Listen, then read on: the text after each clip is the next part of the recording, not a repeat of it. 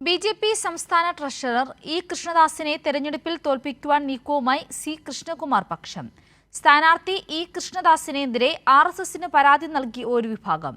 സ്ഥാനാർത്ഥിയെ മാറ്റണമെന്നാവശ്യപ്പെട്ട് പട്ടിക്കര നിവാസികൾ എന്ന പേരിലാണ് പരാതി. അതേസമയം എല്ലാത്തിനും ഉത്തരം പറയേണ്ടത് സംസ്ഥാന ജില്ലാ അധ്യക്ഷന്മാരാണെന്ന് ഇ. കൃഷ്ണദാസ്. സി. കൃഷ്ണകുമാറിനൊപ്പം നിൽക്കുന്ന ഹരി പട്ടിക്കരയെ വെട്ടിയാണ് കൃഷ്ണകുമാർ വിരുദ്ധപക്ഷത്തെ പ്രമുഖനും ബി.ജെ.പി. സംസ്ഥാന ട്രഷററുമായ ഇ. കൃഷ്ണദാസിന് പട്ടിക്കര വാർഡ് നൽകിയത്. എന്നാൽ കൃഷ്ണദാസിനെ മാറ്റണമെന്ന ആവശ്യവുമായാണ് ഒരു വിഭാഗം രംഗത്തെത്തിയത്. പട്ടിക്കര നിവാസികൾ എന്ന പേരിൽ ആർ.എസ്.എസിന് പരാതിയും നൽകി. 117 പേർ ഒപ്പിട്ട പരാതിയിൽ കൃഷ്ണദാസിനെ പ്രഖ്യാപിച്ച തീരുമാനം പുനഃപരിശോധിക്കണമെന്നാണ് ആവശ്യം. എന്നാൽ മറുപടി പറയേണ്ടത് നേതൃത്വമാണെന്ന് കൃഷ്ണദാസ്.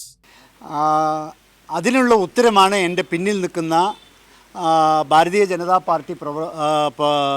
പാർട്ടിയുടെ പ്രവർത്തകരും അതേപോലെ തന്നെ എൻ്റെ പിന്നിൽ നിൽക്കുന്ന സംഘപരിവാർ പ്രസ്ഥാനങ്ങളിൽപ്പെട്ടിട്ടുള്ള പ്രമുഖരായ വ്യക്തിത്വങ്ങൾ അതിനുള്ള ഉത്തരമാണ്. ഞങ്ങളാണ് ബി.ജെ.പി. ഞങ്ങൾക്ക് ഈ പട്ടികയിലുള്ള ബി.ജെ.പി. ഞങ്ങളാണ്, ഞങ്ങൾക്ക് കൃഷ്ണദാസിനെ വേണ്ട എന്ന് പറഞ്ഞുകൊണ്ട് ഒരു പരാതി ആർ.എസ്.എസിലേക്ക് പോകും. അത് ആരാണ് അതിന് പിന്നിൽ പ്രവർത്തിച്ചതെന്ന് കണ്ടെത്താനുള്ള അന്വേഷണത്തിനെങ്കിലും ഇല്ല. എനിക്ക് ഒരു പരാതിയുമില്ല.